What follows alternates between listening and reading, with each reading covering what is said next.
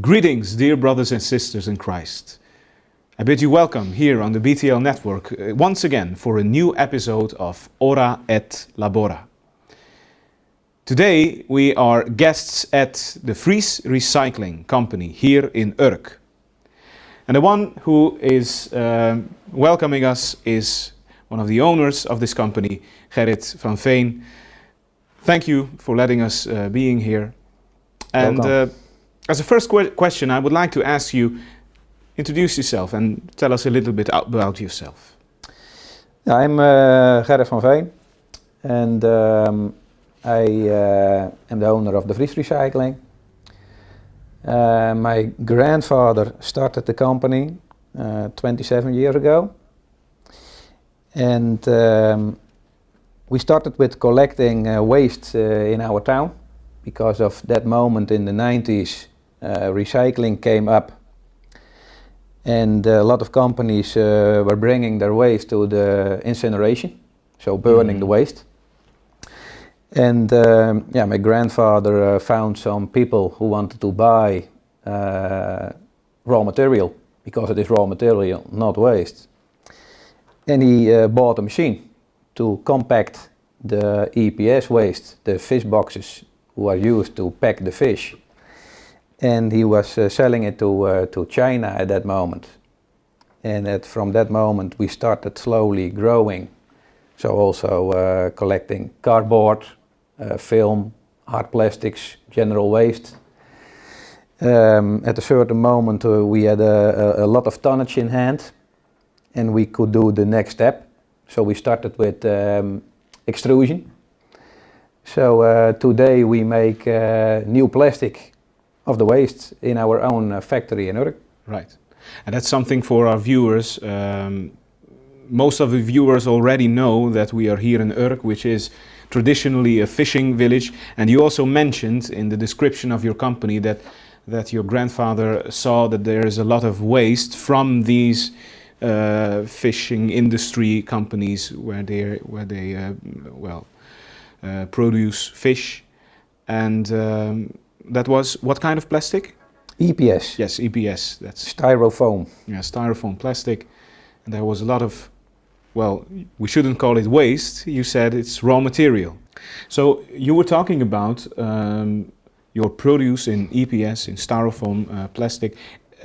Is that something for which the need 27 years ago was a little smaller than it is now? So has the need within Urk also grown?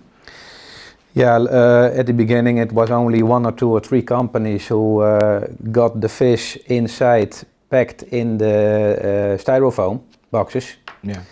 But in the years more and more companies started with importing fish. And all the fish is coming into the styrofoam fish boxes. Yeah.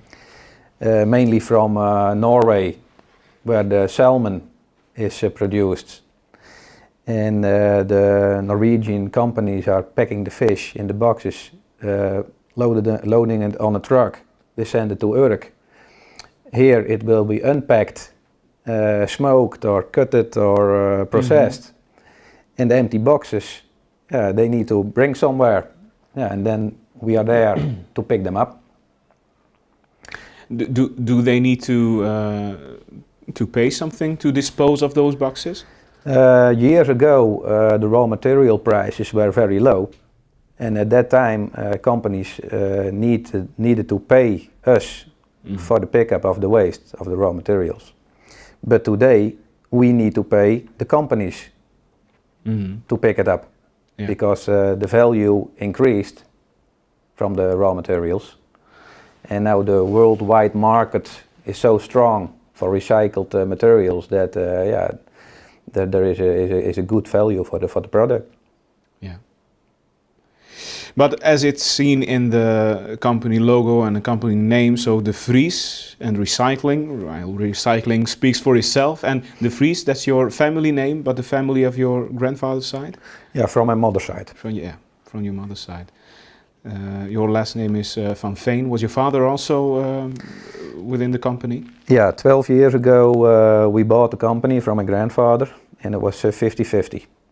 And after a few years, I wanted to invest in the extrusion part. And my father said, that is too risky for me. Buy me out and I will stay at the company. I will work for you. But this is not my thing. So I bought him out, and from then I was 100% shareholder. Yeah. You're the only son in the family, or do you have any brothers, sisters? I have one brother and two sisters. And they are not part of the company? They are not part of the company.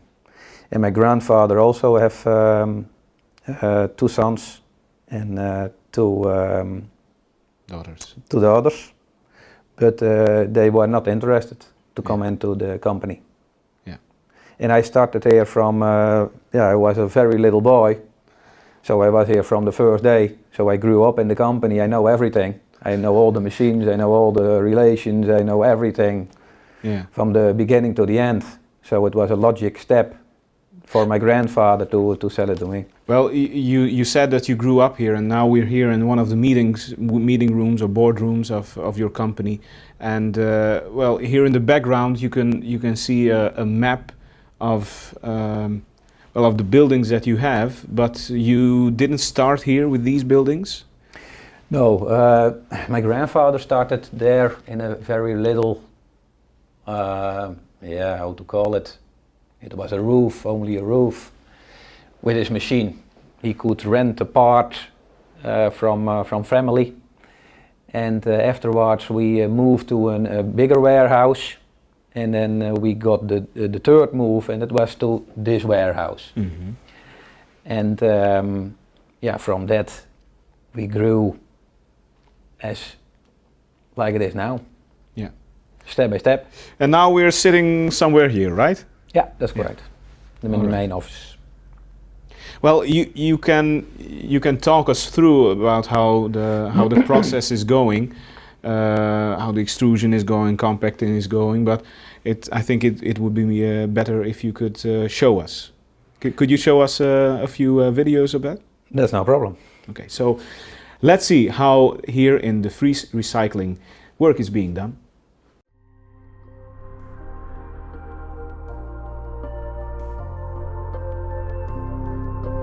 We believe in air.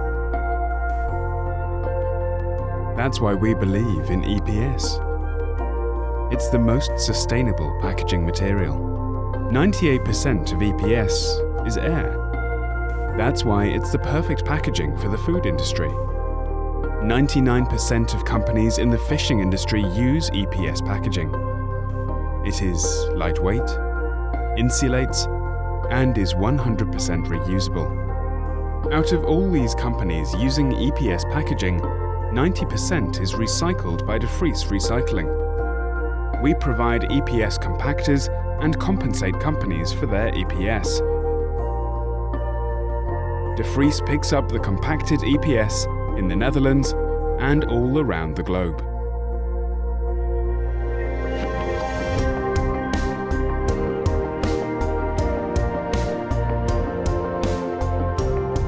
De Vries compacts and processes the EPS. 100% of the EPS is reusable. For example, in the production of XPS panels. We use our recycling techniques to help create the most sustainable insulation material.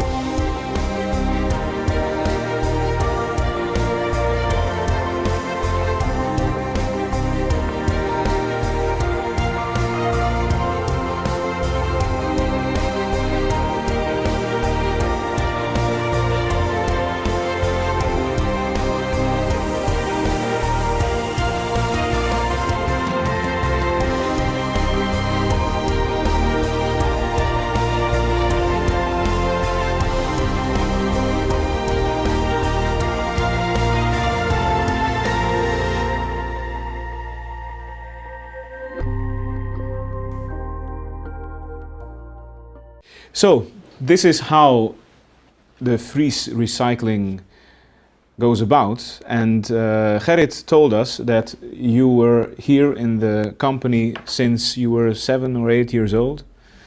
Yeah, a lot has changed since then, right? Yeah, there is a lot of changes indeed. Yes, and a lot has changed with you as well. So you've from a little boy running around in the company, you've become a man, family father of your own. Tell us a little bit about that. Yeah, I married 8 years ago, and I have 3 sons.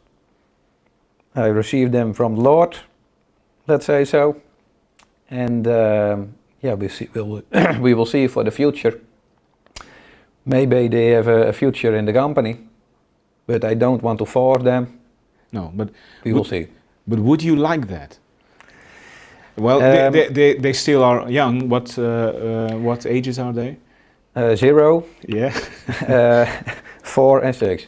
Yeah. So it's maybe a little bit too young to talk about their interests or their future plans. But what does your father heart tell you? Would you like it if one of your sons, or maybe all of your sons, would follow you in your footsteps? Yeah, to run a company and to own a company, there's positive things and negative things. And the positive, yeah, you are a free man, but on the other hand, not a free man, because you have things to do every day. You need to be here. You cannot let it run and go sit on the beach, for example. Yeah. Then it go wrong. So you have a high responsibility for a lot of employees, responsibility for running the operations. Yeah, you are the end responsible guy for the whole company. Yeah. And that can give pressure. Yeah. And you are busy with the company, let's say day and night. It's always running around in the head. So on the other one hand you are free, but on the other hand you are strict into the company. Yeah. And which part would you like for your sons to have more of? Which kind of freedom? Time. Yeah. Time is the most valuable thing in life, I think. And you need to be very careful as a company owner that you don't lose your time, all your time in the business. Yeah. And it's also about prioritizing, right? So everybody has a certain amount of time. Some of them have more, other people have less. But it's also about the question how you use that time and what you use your time that the Lord has given us for. And that is something that we will talk about the next time when we meet each other, when we will talk about how your time here on earth has drawn you close to the Lord, and how your path with the Lord has went along until this point. So thank you for this part of the interview, and for our viewers and listeners. Until next time, the Lord keep you and bless you. Goodbye.